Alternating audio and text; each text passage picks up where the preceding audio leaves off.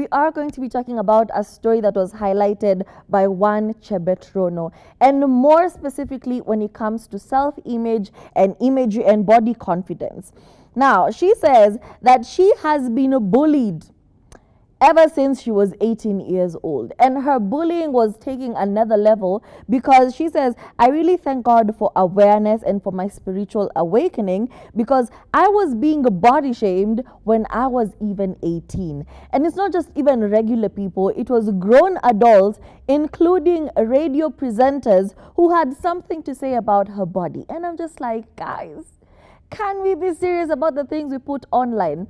As a journalist, as somebody with a platform, you do have a huge responsibility to be conscious of the things you're saying out loud.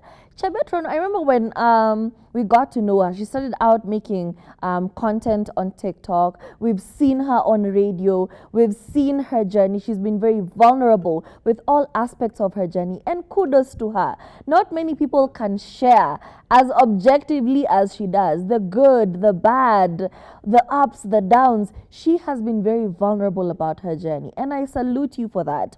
And even with her weight loss and, becoming a better version of herself, we have been privy to all of this information. And instead of taking that and learning from it and saying, you know what, I too am in this situation, I've seen how you've overcame this, I've seen how you've worked to become a better version of yourself, I am inspired to do better. Instead of taking that direction, y'all went with body shaming. Y'all went with creating narratives about Rono. Sometimes I see her update on her stories and she's like, who are you guys talking about? You guys even create headlines that have nothing to do with her and then inject her picture. And I'm like, for what? Please be conscious. Before you do something for clicks, for views, for engagement with your platforms, with your stations, can you remember that this is a human being you're talking about, okay? Just because their life is out there does not mean you can now use them for easy target practice, please. And it's not just even Rono who's been on this receiving end of body shaming comments. You remember Georgina Njenga when she had her baby. I think people were used to that version of her. She was skinny, she was petite, she was a baddie yaddy. And after she gave birth, she had obviously postpartum weight gain. And instead of people understanding that this is normal, this is what normal bodies do, y'all went with body shaming. That was the best route y'all could take. So discouraging. And it's usually those random comments. As in, you could have 100 comments of people saying, oh, you look beautiful, you look gorgeous. And then 2 or 3 people out of nowhere will just come and say, hey, Menona, hey, Rudy Jim, hey, you need to put on a faja. And I'm like, for what? These are what normal bodies look like, okay? Not everybody looks like a BBL. I know right now Kenya is going through its BBL phase, its body augmentation phase, but those are not real bodies, and we should stop making that the beauty standards. If people pursue that, well and good, do what makes you happy. But for everyone else to set that as a body standard and expect everyone else to conform is very unfair. After all, trends come and go, okay? BBLs used to be a thing. Now being skinny is a thing. Maybe in a few years, being a big girl, okay? Being thick is going to be a trend. You never know. Things come and go. Apart from Georgina Njenga, another person who has been very vulnerable about their journey when it comes to body imagery has been Murugi Munyi. We have seen the whole trajectory of her life, or rather her content creation life. She has come after she gave birth to Tanayana. Hi, baby girl. Her starting with the gym, her getting on the GLP, the Ozempics, the Mounjaros, her deciding, surgery is my route, her doing a combination of all of these things. And look at her now. She looks gorgeous. Not that she did not look gorgeous before, she still did, but she has been very vulnerable and upfront about her journey.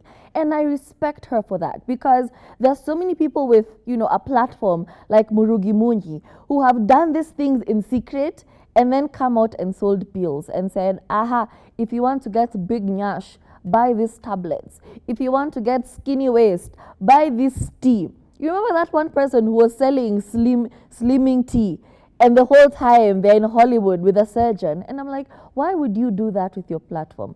I do understand you need to make money, but as a human being, does it not get to you when you do shady things like that? When you try to fool everyone and we can see what is happening? And unfortunately, people are fooled. People do still get the slimming tea, which in all honesty are laxatives.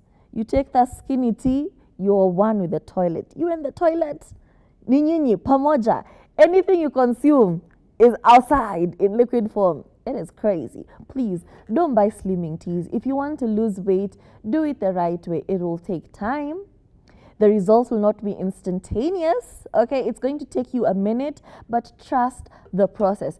Even when it's not trusting you, because even right now, the process is not trusting me. As in, here I am eating healthy, and the process is not listening, but give it time, okay? And also, not everybody has money. Not everybody has money to go for surgery. We also had Willis Raburu, who now is a man being very vulnerable about his weight loss journey.